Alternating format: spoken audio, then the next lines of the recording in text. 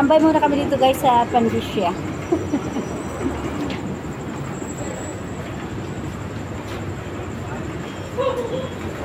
Nakaantay kami kay Tagamaniho.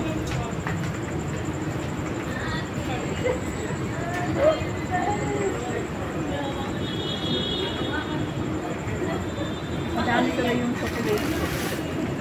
Ayan, bumili sa ate sa palengke ng chocolate. Ay, doon loob ng Pandisya guys. Pwede kayo dito mag-snack. Mag-order sa kanila.